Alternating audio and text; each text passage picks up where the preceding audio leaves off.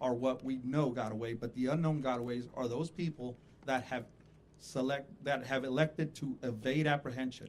And by evading apprehension, they're telling us one thing: they do not want to be caught. These are bad people, criminal aliens. We need somebody strong on this border like President Trump.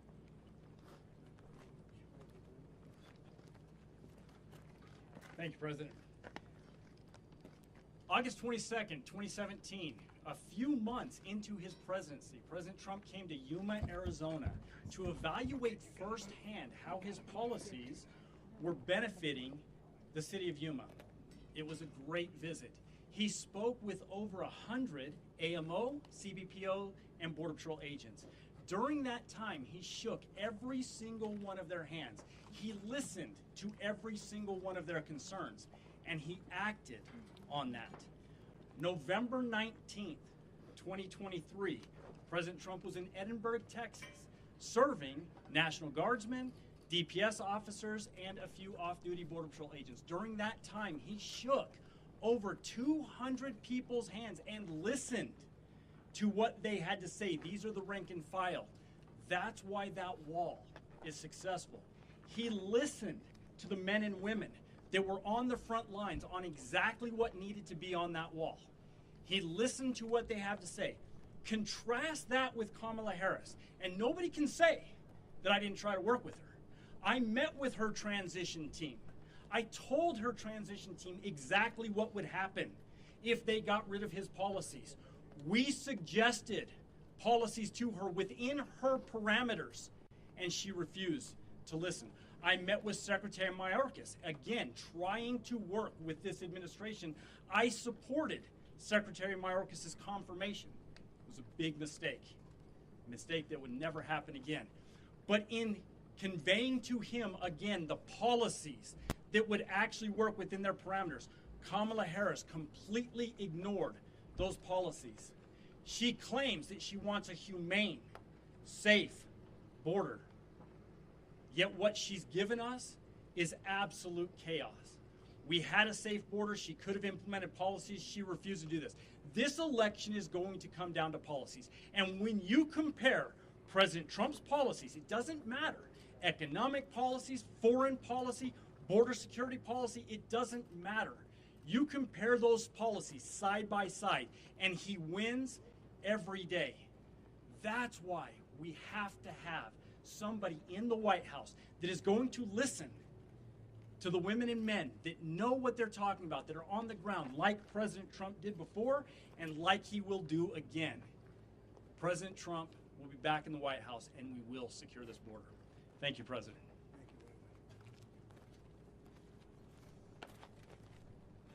Good morning, everyone. My name is Mark Downs. I'm the sheriff here in Cochise County, Arizona here, and also the chairman for National Sheriff Association for Border Security. Let me just say, on behalf of America's sheriffs, behalf of my good citizens here and all those who wear a badge, thank you, President Trump, for coming here. We appreciate you. It's good seeing you again also. I will say this. My community's tired. My community's frustrated. Over the last 3.5 years, what we've dealt in this county when it comes to crime, the policies that have failed this country, the policies that have failed our citizens, and the tragedies that my neighbors are addressing silently because nobody's listening. Over the last 31 months here in Cochise County, to see the real impact of a community, we have booked 3,762 people in my county jail for border-related crimes. These are not immigration issues. These are border-related crimes up to double-digit murders. It's cost my county $12.5 million. I get $0 from the federal government on that. When President Trump took office, 6 years ago, you probably never heard much about fentanyl. President Trump's last year in office, in 2020, there was a little 2 million pills seized in Arizona. Last year, there was 111 million fentanyl pills seized in Arizona. You wonder where the epidemic's coming from. It's our cartels who have been allowed to commit these crimes. And I'll say this, thanks to 51% of Congress, we have cut our DEA budgets in this country. We have less DEA agents in Arizona than we ever had before, and we lead the nation with fentanyl. I will say this, here's the community touch, our neighbors. These mountains right behind me here, we had a Border Patrol agent attacked early in the morning by 2 migrants, came across the border illegally, tried to cut his throat. Months later, had a deputy tried to interdict a smuggler at 100 miles an hour who met Mr. Trump, President Trump, this morning, almost killed. We called the chaplain because we thought he was leaving us. The impact we saw on that. The river behind you, we had the cartels trying to kidnap my deputies, my border team, to torture them. We had the cartel come across the border early mornings to kidnap and kill one of my deputies because they're allowed to think that way. They're allowed to think that way.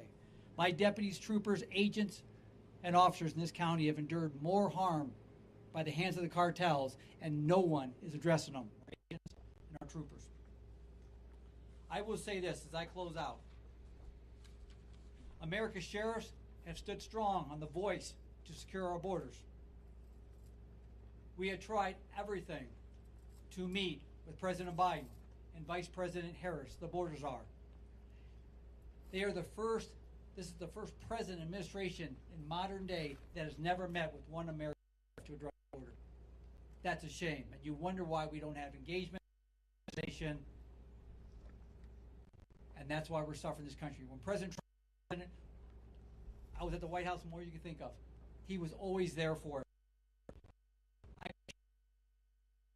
And our law enforcement professionals will never give up hope. To us, hope is confidence, hope is commitment, hope is courage, and your visit today renews our hope here. Renews our hope here. Thank you, Mr. President, for being here.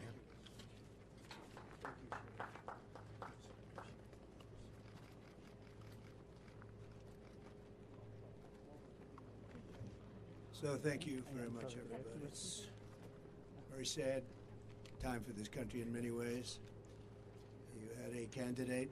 I was no fan of Joe Biden, but the way he was taken out was a coup. He got 14 million votes, and the person running now got none. She was disgraced. She was figured out by the Democrat voters. She never made it to Iowa. She was the first one out of approximately 22 people that were running for the Democrat nomination. She never even made it to Iowa. Beautiful place, Iowa. But she didn't. Plenty of people did. And Biden got 14 million votes. She got no votes, and now she's running against us. The good news is I think we're winning in the polls based on what I'm seeing. And after the debate, we were winning by many points, as you know, against Biden. They went in to see him. They said, "You're losing. You're not going to win. You can't win. We're going to get you out."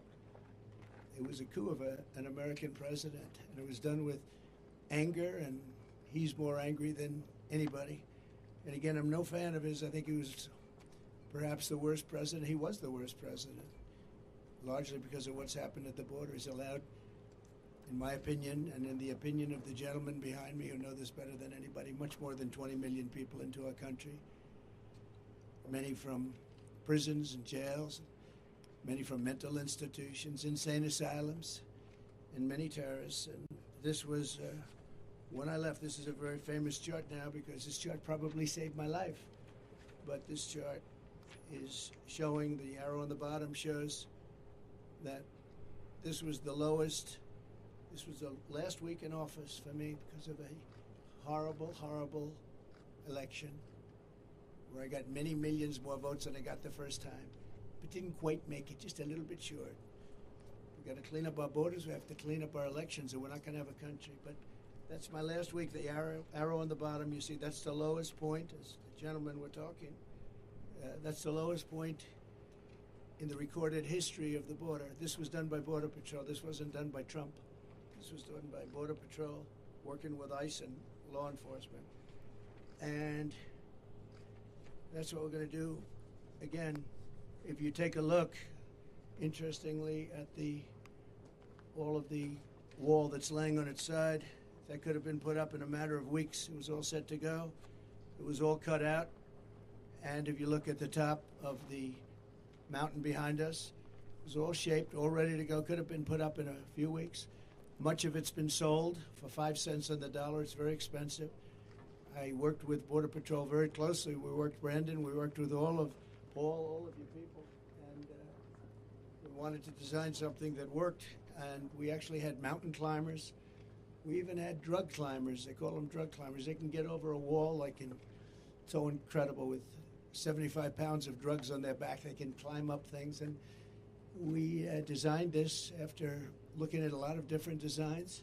And that's an anti-climb panel that makes it very tough for somebody to climb. This was the one they wanted.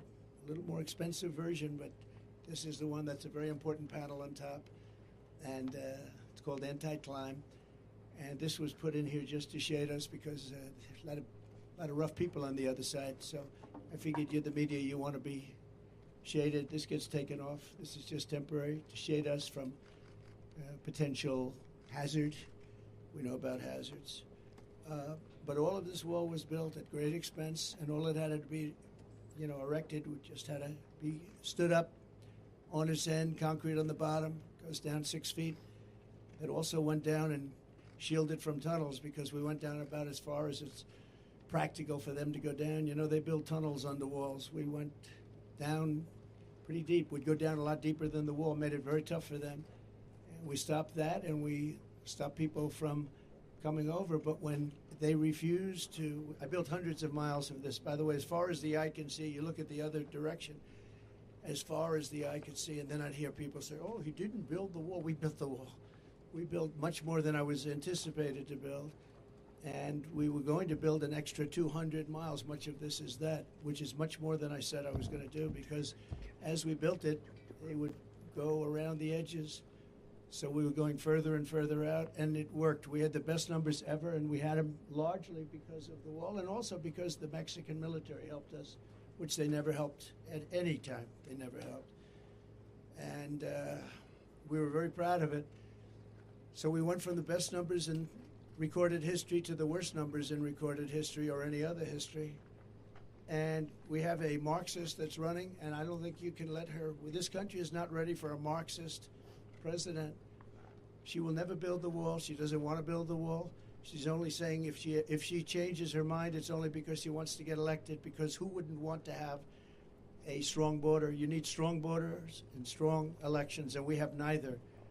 But we're going to have very strong borders, and we're going to have very strong elections soon. The people are fed up. It's common sense. The people are just fed up. And you saw it. Everybody coming from the airport saw the thousands and thousands of people lined up. It looked like Lindbergh coming in from what he did at the time. Broadway, it was amazing when you see all those people it was a long drive from the airport, and so many thousands and thousands of people. The people in my car said, I've never seen anything like that. We're in the middle of an area that's not well populated, and to have thousands of people like that is pretty unbelievable. I hope you got to see it. And I hope the press rates this story fairly, because it's a story of disgrace. We had a border czar who was the border czar. She loved the title, but she didn't want to do the work because she's lazy, and probably more importantly than being lazy, she wants to have an open border. And you say, who would want an open border where criminals can pour into our country? And all you have to do is walk up there, if you have the courage to do it, and go to that open section. Stand there for a little while. You'll be running back here very quickly. You really have to write this fairly, this story, because you people don't want to talk about the border. You don't want to talk about the bad things that are going on in our country. We're going to end up not having a country. You're not going to have any media. We don't have media. They don't have media. They do their own media. They don't need media. But you really should cover this story fairly. Before I begin, I have some, I think, very good words on the border and what to do and how to solve the problem. We had it solved. All they had to do is leave it. Leave it. Just leave it. But before I begin, I want to address the fake job numbers on top of everything else, fellas. Fake jobs. The fake job numbers that the Harris-Biden administration has been reporting for the last year. Thanks to a leaker yesterday, meaning probably in this case a patriot, they were forced to release numbers. They claimed falsely that they created 818,000 jobs. So they said they did almost 1 million jobs, 818,000 jobs that actually didn't exist. They were phantom jobs. They're called phantom jobs. The reason they did that is because I was even a little surprised their job numbers look better, because I know the economy's lousy. Everyone here knows it. It's lousy. These people behind me know it's lousy. We have the worst inflation, I believe, in the history of our country, and that's absolutely killing people. But it's 818,000 jobs, almost a million, and these are just the jobs we found out about. There's a lot of other false things that now are being looked at. That number will increase. So they reported false numbers, and this isn't a revision. There's never been anything like this. This is a fraud put out by Harris and by Biden, and they were going to release the real numbers. It's called a revision after the election, but it got found out before the election, and I hope you're going to write about it. But it's a big story, and it's a story that's going to be going very far. People are very upset about it, including government officials are very upset about it. Even people that are Democrats are because it's a pure fraud. You know, when you have a revision, you have a few jobs one way or the other, and they get it straight at the end of the month. But this one was sheltered for a long time, and they wanted to release it after November 5th. I wonder why, when it didn't really matter too much, but even then it mattered. But so I hope you're going to report it. Almost 1 million jobs were phantom jobs. They were fake jobs, just like a lot of reporting is fake. And I hope you're going to report it, because people have to hear it. They didn't want these numbers to come out, and they did come out, and I really, the whistleblower or whoever it was that got them to have to do it. Somebody today, a high official said, well, we don't really believe those numbers because Trump gave them. I didn't give them. I got them from the administration, from the Labor Bureau, and these are the stats that were just let out. In fact, officially, I mean, they just came out. They were released in, officially released. Those are official numbers. Has nothing to do with me. I just happen to be playing the role of a reporter for a change. But I hope you're going to do something with it, because I think it's a serious thing. It's the same as everything else. And I'm so glad that we decided to do this. It's a little dangerous to do. I hate to tell you, you guys are in danger with the kind of weaponry that we have, but I felt it was important to do. And this kind of stuff that they put up to shield us, I'm going to make you feel not so good. It doesn't mean a thing compared to what comes through there, but at least they can't see you. But it's dangerous territory, and these people have an unbelievable courage. The Border Patrol, ICE, the police, local law enforcement, unbelievable. I don't even know how they do it. They talk about, I was courageous. These people are courageous. They go through this every day. And the amount of horrible injuries sustained in fights and shootings are just incredible. Not reported, but incredible. We're here today on the southern border in Arizona, where Comrade Kamala Harris, I call her comrade because she is a radical left Marxist. She wants open borders. She wants our country. I don't understand why anybody would want it, but she wants our country to be open to the world's criminals so they can come in and rape and pillage and do whatever they have to do. But she's the most radical left person who has ever run for high political office in our country's history. And by the way, the governor, who's done a poor job as governor, Minnesota, Walz, he's done a poor job, very poor job. His numbers are horrible. People are fleeing his state. I love his state. We should have won his state twice, but a lot of hanky-panky goes on there. Hasn't been won since 1972. Richard Nixon was the last one to win it. But every time I go in there, we have massive crowds and everything's good, but nobody seems to be able to win it. So I know why we didn't win it. People don't like to talk about it. But he's a horrible governor, has bad job numbers, bad numbers for leaving, a lot of people leaving the state. And he's insisted, he put a bill, I'm sure the sheriffs would be very happy when they hear this. He signed a bill fairly recently where boys' bathrooms have to have tampons in boys' bathrooms. I don't even like to bring the subject up, but it's a subject you have to hear about. That's what he wants.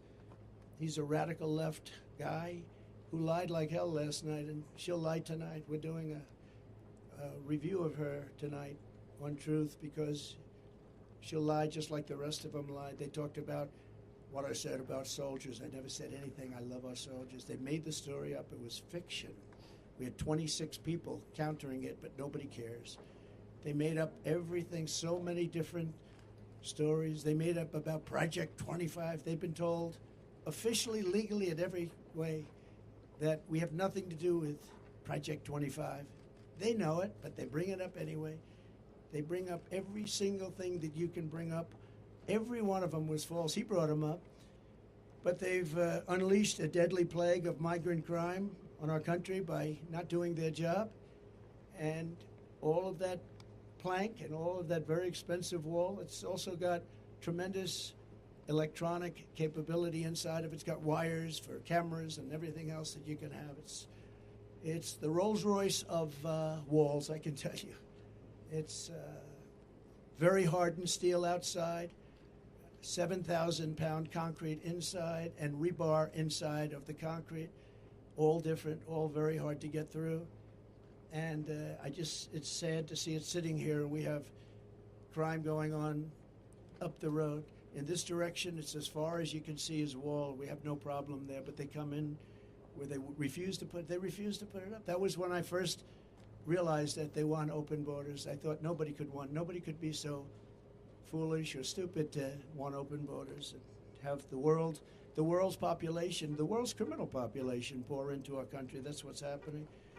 But it shattered so many families' lives and stolen so many incredible young lives. And it's also really badly hurt our black population and our Hispanic population because these people are taking their jobs.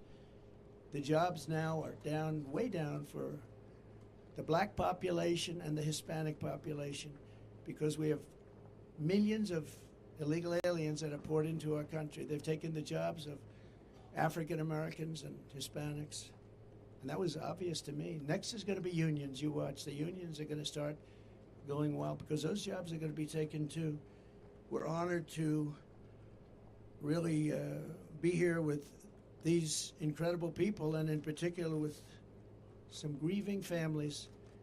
And this is a group of people that I've gotten to know. They're incredible people. They've lost a loved one. And thousands of others are out there. And they are grieving also. But they're not out with you and sitting in this hot sun. I will say this, that at least it gives us a good reason. We're doing something for those incredible people that we'll be talking about very shortly because we can't let it happen to other people. We can't let what you're going through happen to other families. And you know what you're going through, as we discussed. Nobody's ever seen anything like it. All for no reason whatsoever. And these are hardened criminals pouring into our country. And then they always say, Sheriff, oh, the illegal immigrants don't commit crimes like people that live here. It's so wrong. They don't report them, but it's so wrong. They make our criminals look like babies. That's about the only thing good. Our criminals all of a sudden don't look so tough to us, right? These are the roughest people. And they're the roughest people from all over the world. Their jails are being emptied from all over the world. The criminals are being taken from their cities. And by the way, their crime rates are way down. Their crime rates came way down. Venezuela, all of these countries, their crime rates are down. Their prison population's down. Soon they won't have any prison population because 100% of it will be in our country. With the statement, if you ever come back, we will kill you. That's the statement they tell them. If you ever come back to Venezuela and other countries, we will kill you. But it's all over the world. The Congo in Africa. Many prisoners let go from the Congo in Africa. Rough prisoners. All over Europe they come, from all over. Rough sections, the jails. You have to see jail populations are way down. So we've done a lot of trips to the border over the years and told a lot of stories about border victims, including the stories of the amazing angel moms who have never been appreciated. They're incredible women, what they've gone through. They're going through a similar thing, and many of them, I asked about time, but this time, because many of them, this took place a long time ago with borders, and horrible people coming in, and I don't have to tell you about the crimes, but the level of viciousness of the crime was unbelievable. But they said time doesn't heal. You know, the expression time heals all wounds. It doesn't. I spoke to some people, they say they're worse now than they were 15 years ago. And this started largely during Obama. And then we stopped it. We had it stopped. And then the first day in, they just said, we're not doing anything. We're not doing anything. And all they had to do is let our people that we had in place, the best people. I was listening to people like Tom Homan, who is, you know, just an incredible patriot, tough, smart, gets it, good man, but he's tough. I've been listening to all these people. They've been friends of mine for a long time. They know it better than anybody. But the level of criminality is unbelievable. It's an onslaught of violence at a level that nobody's ever seen before. For nearly 4 years, as border czar, Comrade Kamala has overseen a nation-wrecking border invasion. You know, this is nation-wrecking. This isn't just like, oh, we're going to fix it a little bit later. Gets to a point where you can't fix it. She's allowed at least 20 million people, all illegal aliens, into our country, including millions and millions of unvetted, fighting-age men from over 158 different countries. 150. Most people didn't realize you had that many countries, right? Just recently, Kamala let in the head of a Peruvian gang who was wanted for 23 murders. Welcome to the United States of America. On her orders, Border Patrol is being forced to free tens of thousands of illegal aliens from custody week after week after week. And these are very violent criminals, too. These are the most violent criminals that you'll ever see. Every day brings another story about innocent Americans being tortured, raped, murdered, and massacred by illegal aliens that Kamala Harris has set free in our country. Don't hold them, they're told. Don't hold them, let them free. They'll behave. Well, he killed 20 people. Oh, but over here it's different. Since Comrade Harris took over the border, there has been a 43% nationwide increase in violent crime and a 60% increase in rape. And the FBI should be ashamed of themselves when they report numbers, because they, in order to keep the violence numbers down, they didn't report some of the worst cities in the country like Chicago and others. What a disgrace. The FBI did that. In New York this June, an illegal alien released into our country by Kamala approached two 13-year-old children with a machete in broad daylight in front of other people, forced them into the woods, tied them together by the wrist, and raped them over and over again. Over and over again. Two Kamala migrants were just arrested for the rape of a 46-year-old woman in Coney Island. I know Coney Island very well. That's where I sort of started. My office was out there. Brooklyn, throwing her to the ground and raping her with a knife to her throat. One of them had previously been arrested for raping another woman, but instead of being deported, he was released into our country and told to enjoy your life. In Fort Wayne, Indiana, a woman who was offered a ride home by two illegal aliens was instead kidnapped, held down and raped, then driven around while the illegals discussed how they planned to kill her. They wanted to kill her. They didn't want to have a witness. And she miraculously escaped by throwing herself out of a rapidly moving car, was badly hurt, but she escaped, at least. Those people came from another country, and they were very violent, with an unbelievably violent background. Violence like you've never seen. In the Bronx recently, an illegal alien who Kamala set loose into the country approached a 36-year-old woman while pretending to ask for directions before he wrapped his arms around her throat, pinned her down on a park bench, and raped her publicly on a park bench. And she said, he wasn't trying to rape me, he was trying to kill me. In Michigan earlier this year, an illegal alien broke into a residence and sexually assaulted two young girls, doing tremendous damage to these two young beautiful girls. In Virginia, a few weeks ago, a 54-year-old mother of four was leaving a convenience store when she noticed an illegal alien trying to steal her car. When she tried to stop him, he ran her down, ran her over, and left her dead on the ground. She was dead, and her family is devastated. In Texas last month, a Venezuelan illegal alien criminal let in by Comrade Kamala shot a female police officer multiple times with a rifle. And she'll never be the same. And that's being nice about it. A few months ago, I met with the devastated family of Laken Riley, a 22-year-old nursing student who was out for a jog on the campus of the University of Georgia when she was assaulted, beaten, and horrifically murdered. Kamala Harris let in the illegal alien animal who murdered Laken. This monster was in Border Patrol custody, under very strong custody. They didn't want to let him go. But under Kamala's policies, he was set free to kill, and that's what he did. Kamala let this bloodthirsty killer go free, and then he murdered beautiful Laken, #1 in her class, nursing school. Everybody aspired to be like her. She was the best student, the best everything. Beautiful girl. Then there's the heartbreaking story of Rachel Morin. And we're joined today by Patty and Michael Morin, Rachel's mother and brother. And I met with them. We had lunch. And they're devastated at a level that nobody can really imagine.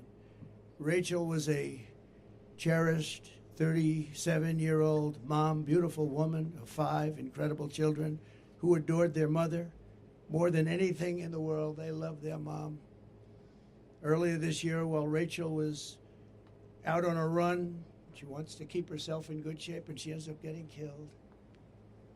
In her neighborhood, she was brutally raped and murdered by an illegal alien who was led into America by Kamala Harris and her policies of stupidity. Savage person who committed this heinous crime first killed another woman in El Salvador before walking across our open border. Just walked right in. They didn't have this then. He then attacked a 9-year-old girl and her mother in a home invasion in Los Angeles where they were very badly hurt before murdering Rachel. And the area where Rachel lived in a very different part of this country. It was cold-blooded murder. Patty and Michael, I would just, first of all, thank you for being here. I know it's tough, but they want to let people understand what's going on here because this can't happen to other parents and sisters and brothers and husbands. So if you would, I'd love you to say a few words. Thank you.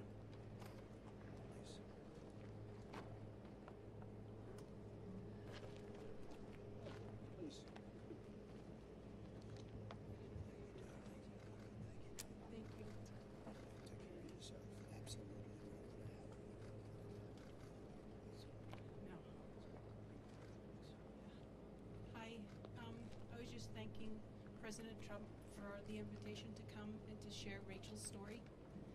Rachel was 37 years old. She had 5 children. She worked. She owned a small business. She worked very hard to support her family.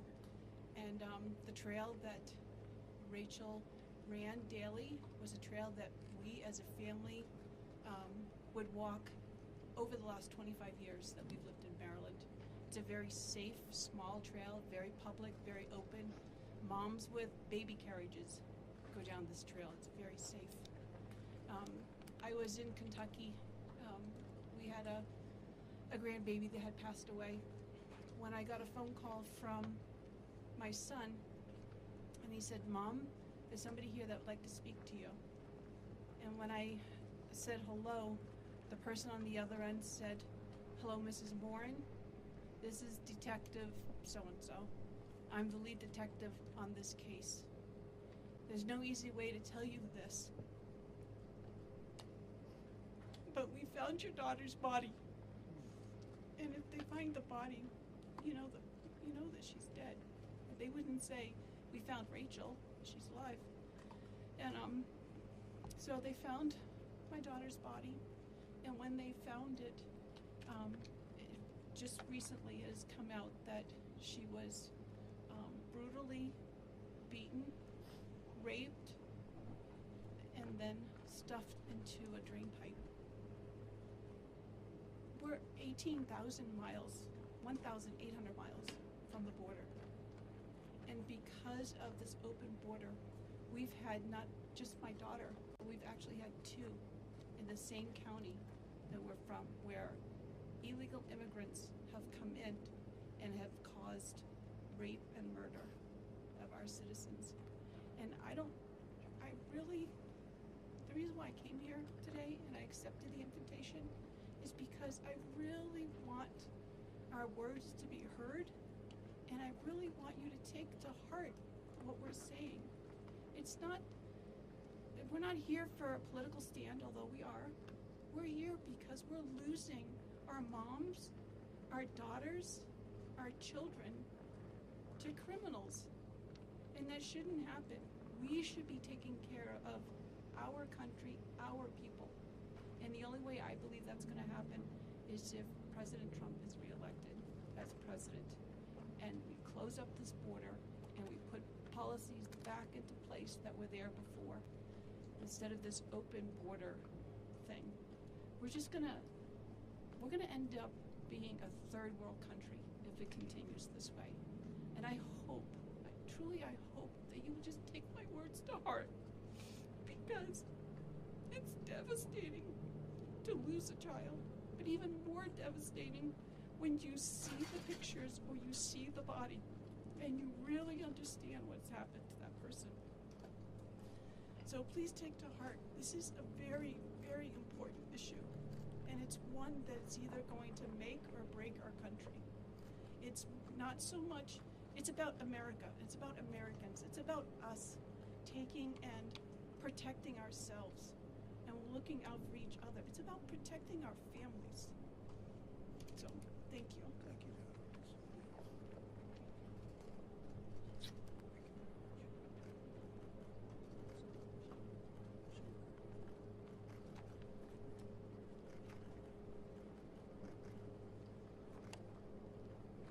Thank you very much. Boy, and there's story after story like that. Also with us is Alexis Nungari and Hormel Guevara, the loving mother and uncle of precious Angel Joselyn Nungari.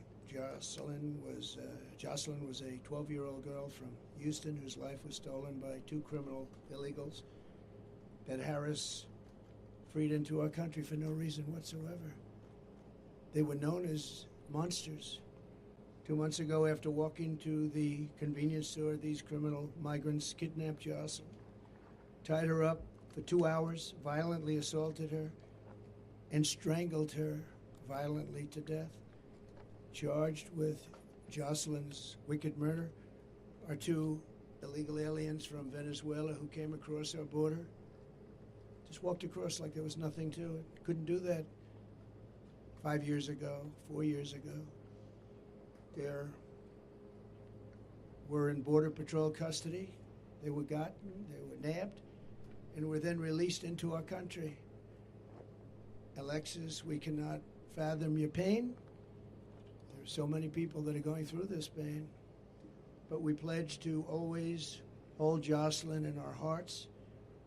And Alexis, I'd like to have you maybe come up and say a few words. Thank you very much.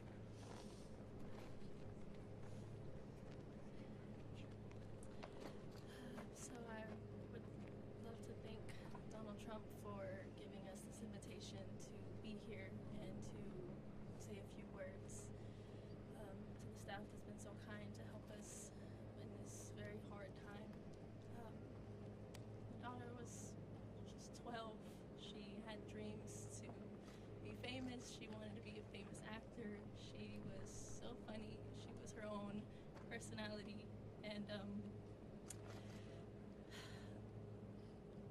it's been very hard. It's been very hard.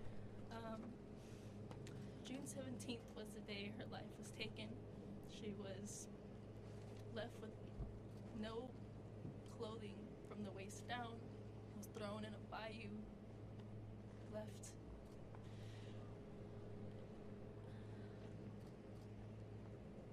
Was strangled to death. We believe, yes, she was assaulted off of DNA kit that has been, but it's still very, very early, and it's still very, very raw, and it's still very, very surreal. And they had no reason to do anything that they did to Joselyn. There was over 300 detention beds that they should have been at because they were detained and they were released when they shouldn't have been released. They had one had an ankle monitor, didn't stop anything. So now I have to go through the rest of my life with my son, always asking for his sister.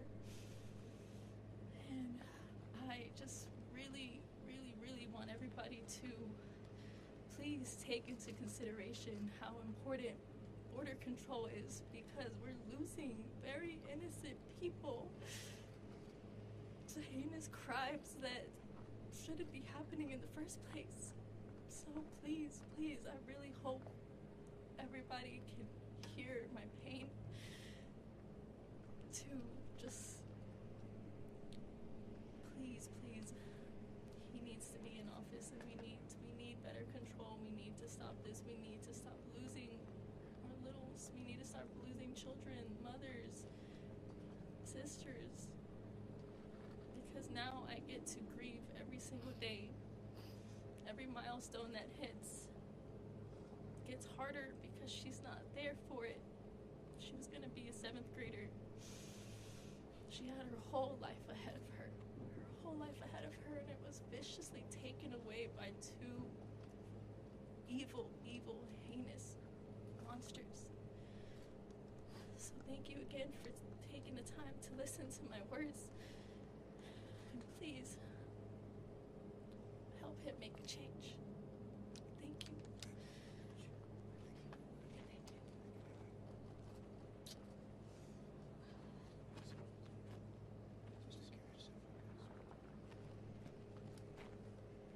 So Joselyn is in heaven now, looking down on us right now. And in her name and her memory, we'll be fighting to protect every American daughter and child. That's why we're here, because this will happen and has happened by the thousands. There are thousands of people that are in horrible situations like this. As Kamala gives her convention speech tonight, she will not mention the victims. She won't even talk about them, although now that she sees us, maybe she will. She'll not say their names or express remorse to their families. Kamala says she wants to talk about the future. No, these people want to go back to the safe past. We don't have a future with open borders and all of the other problems this country has. The crime problem, just like they rigged the 818,000 jobs number, they rigged the crime numbers too. That's also been a proven fact, just came out. But she's stolen the future of Lake and Riley and Rachel and our precious Joselyn, just taking their lives away for no reason.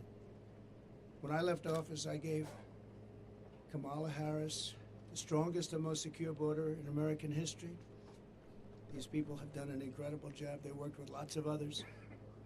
And if you came here illegally, you got caught, and you were deported or put in jail, depending on what. In some cases, we put them in jail because we didn't want, they were so violent, we didn't want to take a chance that they'd come back. But generally, they were deported and brought into countries that wouldn't accept them before me. With me, they accepted them. They wouldn't take them back, but with me, they accepted them. I said, you're going to have a lot of problems if you don't. We ended catch and release. We had remain in Mexico. The greatest policy, remain in Mexico. How good was that? Everybody remained in Mexico until they were checked out, and either they came in or not. Most of them didn't qualify. Title 42, Safe Third agreements, and 500 miles of border wall that was very, very difficult to even think about getting over, around, or under. The final gaps of the wall were about to be sealed. Then Kamala came in and dismantled every single Trump border policy and halted all wall construction. And there it sits, but much of it's been sold. This is just a small example of what it was, what it is before they lift it up.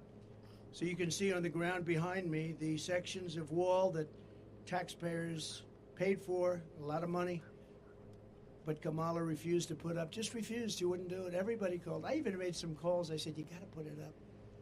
You got to put it up. But she didn't want it open. She wanted a wide open border.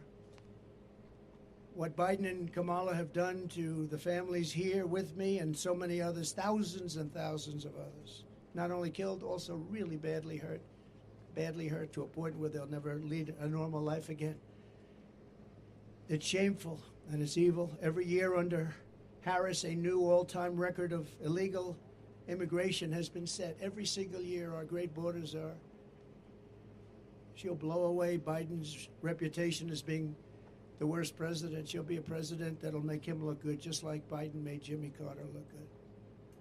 To get illegals into America as fast as possible, Harris has flown hundreds of thousands by airplane. You know, then they say, oh, well, we didn't want him to go. But then we found out a few months ago that they're flying him in over the border by airplanes to all over our country. Well, that means they do want them to come in, and flying in some very dangerous people. It's close to 1 million people, we think. Close to 1 million people were flown in over the border, and she's trying to say, well, we're in favor of borders. She just started this a short while ago. She's even launched a smartphone program that gives fast pass entry to thousands of illegal immigrants, all coming very quickly. You use the smart pass and you get immediate access into our country. Can you believe this? And then they're trying to say we believe in borders. They're flying right over our heads, right into the middle states, all over. Every border, and you've heard this, every border, you look at the different states and put another way, every state is a border state now when you think about it, because they just come right past here and they get taken to other states that never even thought of a problem like this. And those are not happy campers. According to a new DHS report, Kamala Harris also lost more than 300,000 migrant children that she allowed to be trafficked into our country. These children are gone. Many of them are dead. And nobody does anything about it. 300,000 children are missing. Can you imagine that? Can you imagine if that were a Trump administration? Be the biggest story in history. Nobody even talks about it, just like they don't talk about the fact that Joe Biden got $27 million from different countries. And they don't talk about that, him and his family. Just came out from Congress. Nobody talks about it. I do have some good news, though, for the people standing behind me in particular, and maybe for some of the press that wants to hear good things. The Supreme Court just ruled that you're not allowed to have illegal aliens vote. Just came out just before I walked up. So illegal aliens are officially not allowed to vote in our country. And I give great credit to the Supreme Court. They have great courage in doing what they're doing. It's not easy, but that was one that everybody was hoping for. You know, a vast majority of people agree with that. It's a very small amount of people that don't. Who would want that? So thank you very much. And she's really provided Harris deportation immunity to the vast majority of criminal aliens living inside the United States. They've got immunity. They really have immunity. And importing MS-13 directly into our cities. MS-13 is the most vicious gang we feel. If I ask the sheriffs behind me, I think probably considered the most vicious gangs in the world. Wouldn't you say, Brandon? It's never seen anything like it. It's not even believable. I won't tell you about it. It's not even believable. As the DA of San Francisco, Kamala Harris was the godmother of deadly sanctuary cities. She was considered the godmother. All they're doing is protecting criminals, which set loose illegal alien criminals rather than hand them over to ICE, who are doing an incredible job. Under a program Kamala set up, an illegal alien arrested on drug charges in 2008 was set free to enjoy job training A short time later, that same illegal alien attacked a 29-year-old beautiful young woman, Amanda Kiefer, stealing her purse and fracturing Amanda's skull. It was vicious and horrible, and Amanda's here with us, and I'd love to have Amanda come up and say a few words. Thank you.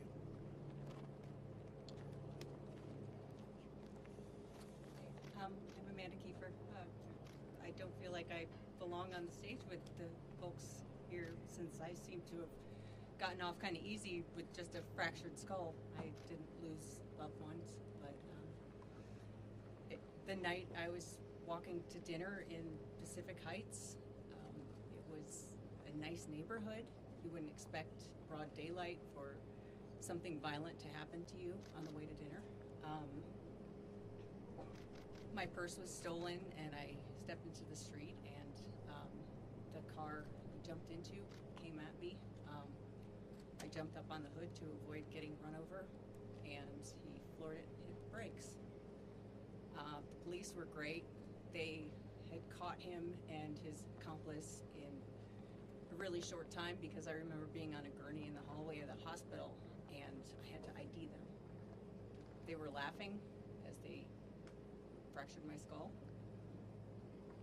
What was really the worst part about it all, though, is when I found out that taxpayer money was paying for job training for this guy who avoided going to prison for the first felony he committed for jobs he couldn't legally hold. It was kind of a wake-up moment for me, and I moved out of San Francisco because I didn't feel safe here. And I don't think our country is going to be safe under Kamala Harris.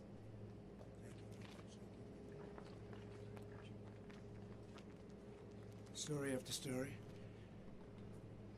Kamala has called for the abolishing of ICE, the closing of every ICE detention facility, and the releasing of some of the most vicious criminals anywhere in the world by doing so.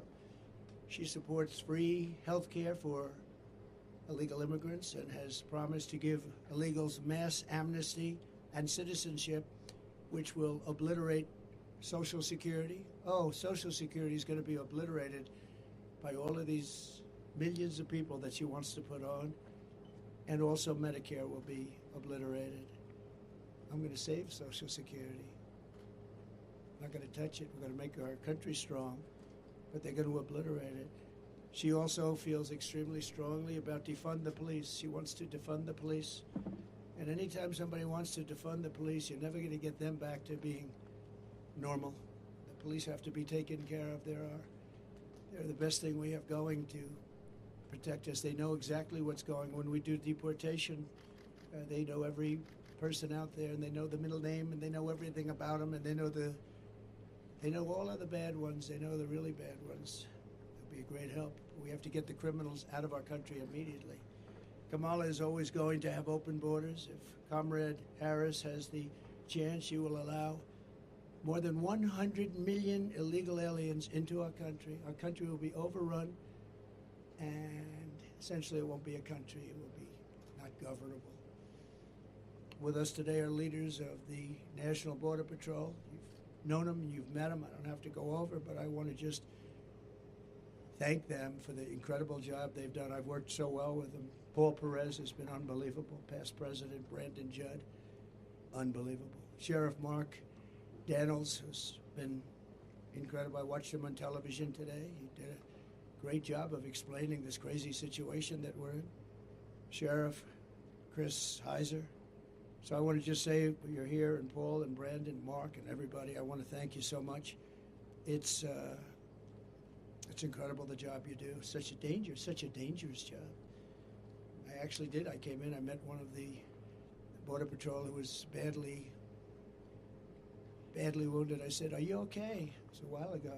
He said, "Yes." I said, "What happened?" "Well, my leg is broken, my arm was broken, my back was broken, my neck was broken, my skull was fractured." He went through a list of things. I said, "That's unbelievable."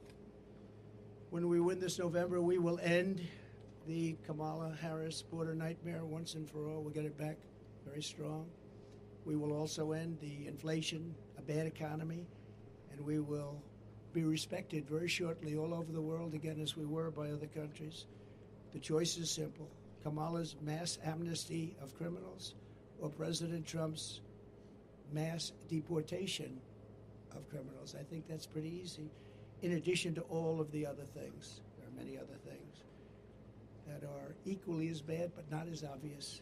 With your vote, we will seal the border, stop the invasion, and launch the largest deportation effort in American history. We will impose tough new sentences on illegal alien criminals. These include 10-year mandatory minimum sentence for anyone guilty of human smuggling, a guaranteed life sentence for anyone guilty of child trafficking, and a death penalty for anyone guilty of child or woman sex trafficking. We'll also impose the death penalty on major drug dealers and traffickers. In other countries, on their immigration papers, there's a statement that says, "Death for drug traffickers." Big letters, big bold letters, 10 times the size of everything else on the page. I saw it this morning. And those are the countries where they have no problem with drugs. Many of them, actually. We will also impose the death penalty for anyone killing our police, sheriffs, Border Patrol, ICE, or law enforcement officials.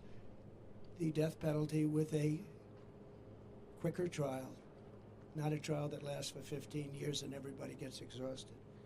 We will liberate our country from the illegal alien drug dealers, robbers, murderers, gang members, and child predators. And we will make America safe again for our citizens and make it greater, stronger, better, more beautiful than ever before. And I want to thank you all, and especially our 4 very special people. 4 very special people. And sheriffs and law enforcement, I want to thank you so much, because this job is so dangerous. It's not even believable. You pull over a car, they open the door and they start shooting you. That happened in Long Island with a great young man with an incredible family. I went there. Same thing. So we have to stop it. We have to bring our country back. We have to use common sense. You don't have to be conservative or liberal or progressive, as they like to say now. They don't like the term liberal. Republican, Democrat, it doesn't matter. We have to have strong protection in our country, or our country's going to wither away and die. We need a military. We need our great police to be loved and respected, and they will be again. Right now, if somebody does something that's a little bit on the tough side to stop something that's very bad, they end up losing their pension, their life, their car, their house. They lose their job. They lose everything. We're going to give immunity to many, many people so that they can do the law. But again, I want to thank you. I want to thank the media for being here. I hope you can report the story the way it is. It's a very sad moment for our country. We have some very bad people trying to get into office, and if we don't stop them, our country has no chance of greatness. Thank you very much. Thank you. Mr. President, you said that local law enforcement will be able to help find the bad undocumented migrants. Yeah. How will your administration go about the mass deportation of illegal migrants across the country? We'll work with locals, and they're going to bring them to us, and we'll get them over the border, and we'll make arrangements with the countries, and the countries will accept them back. And if they don't accept them back, we do no trade with those countries, and we charge them big tariffs. Mr. President. Can you comment on the appearing end of RFK Jr.'s campaign? Did you talk to him in the last couple of days? Does he plan on endorsing? I haven't, but I'm hearing reports. I have a lot of respect for RFK Jr. You know that. I've known him a long time. Very smart, a little bit different, and that's okay. But he's a very smart guy. He's loved by a lot of people, and I'm hearing that he wants to leave. Don't forget, he was treated very unfairly. I think he would have beaten Biden in a primary, the Kennedy name and him in particular. I think he would have beaten Biden in a primary, and they made it impossible. They said you have to get 70% of the vote just to qualify or something. They created standards that nobody could have met. Biden couldn't have met him. And I think he would have lost Biden, and they really treated him very badly. Then he went out as an independent, and it's a tough thing to do, independent. You know, it wasn't set up that way, the country. It's really a two-party system, whether people like it or not, Republican, Democrat. And I have spoken to him in the past, over the last number of months, but not recently. But there are rumors that he's going to make an endorsement. That would be a great honor for me. Great honor. Mr. President, Mr. President. Tomorrow at your rally outside of I don't know. I can't say that, but I know we're in the same state, so we're not very far away. But I can't tell you that yet. No plans have been made at Mr. this President, moment. Brian? Yes, sir. As a parent, I'm hearing these stories. You're a parent yourself. What was going through your mind when you're hearing all these just horrible stories about losing your children? What was going through my mind is that, and I almost hate to say it in front of them, I don't know how they take it. I don't know how they can take it. You understand that? I think probably most of the people stand. No. How do you take it? How do you do it? It's, it's like devastating when you see what happened. And these are incredible people. These people are incredible people. I got to know them.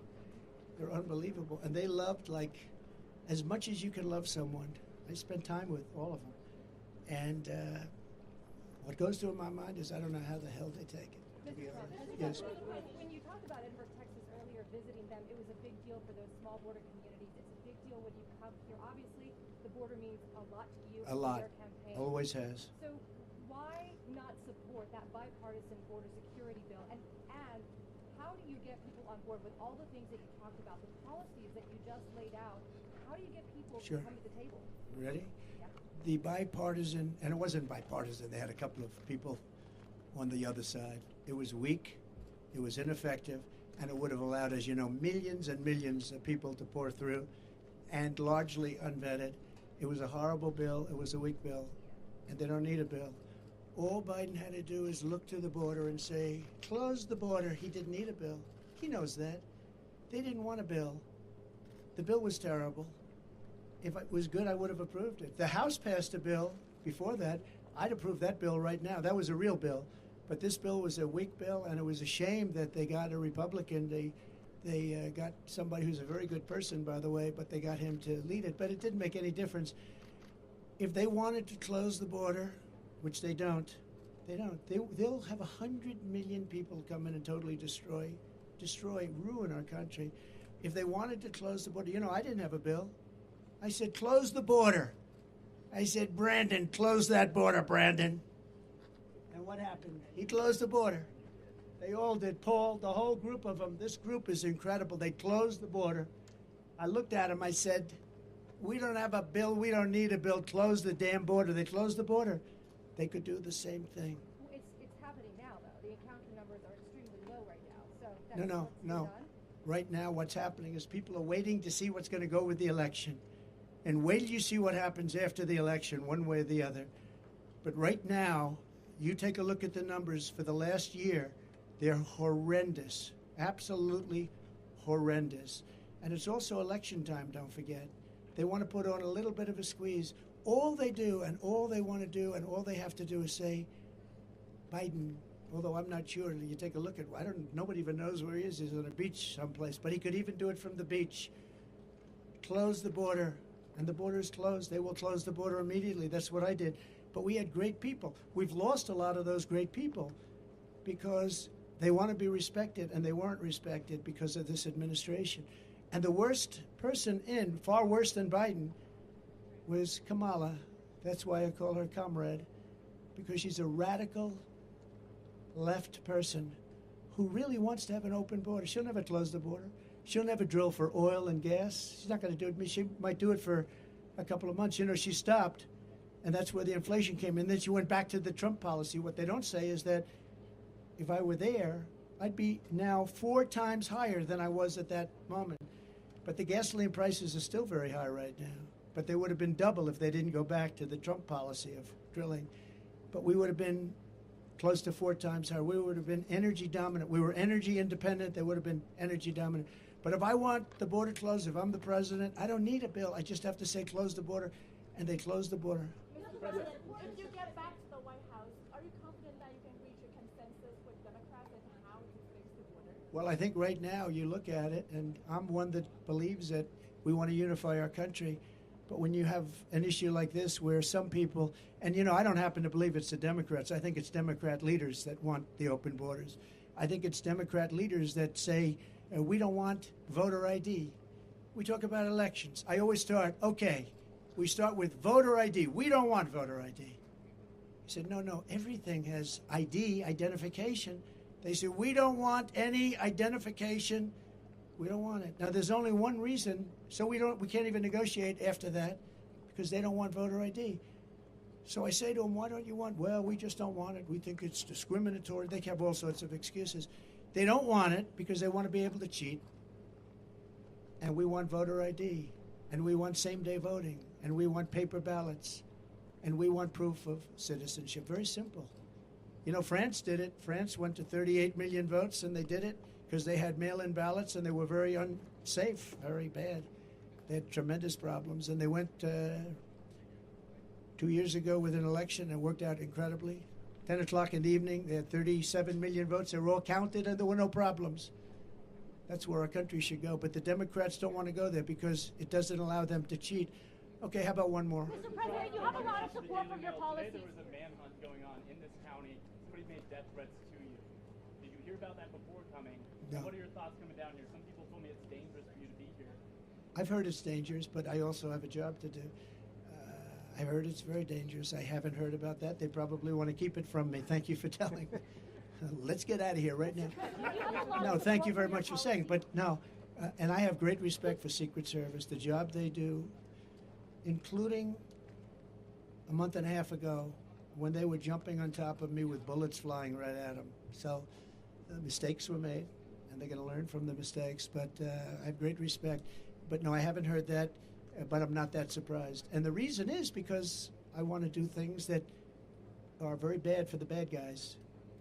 So I have heard it's very unsafe to make this trip. There were some people that really didn't want me to make it. Yeah. You have a lot of Families support. and children under your mass deportation. Yeah, we'll work on that. You know, they're missing so many children right now under this administration, over 300,000. Many of them are dead. You know that. Many of them are dead. Many of the hostages in Israel are dead.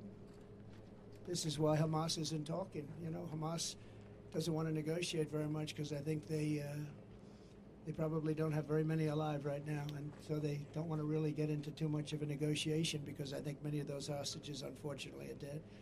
But the 300,000 children that are missing, many of them are dead, and many of them are in sex rings and all sorts of things going on. It's a terrible thing.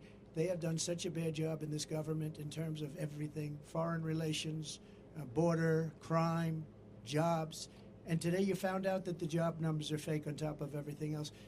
Ladies and gentlemen, thank you very much. You have a lot of support for your policies here. Sheriff Daniels is someone that I've spoken with, I've interviewed before. Yes. He's very much in support of your policies. But when it comes to something like mass deportation, how would you work with blue states and blue cities that might not be as supportive as some of the folks here? Let me tell you, they're much more supportive than you think. I've watched New York, Eric Adams. I've watched the body language, a lot of people that are in charge of that. They want to straighten it out. They can't live like this. New York has hundreds of thousands of illegal immigrants in their midst. Many of them are very, very hardened criminals. And I've watched the mayors, I've watched governors talking, and it's almost like they're talking because they're demanded from Washington. Now, they want it out much more than people would understand. They want them out. They don't want to see their cities overrun. New York is overrun, Chicago's overrun. They're all, and you would be surprised. And the people, including Democrats want to have a secure border. Democrats want to have a secure vote. It's the leadership that doesn't. So I think that'll be a very easy situation to solve. Thank you. Thank you very much. Thank you, everybody. Do you think the election this year will be secured, Mr. President? I hope so.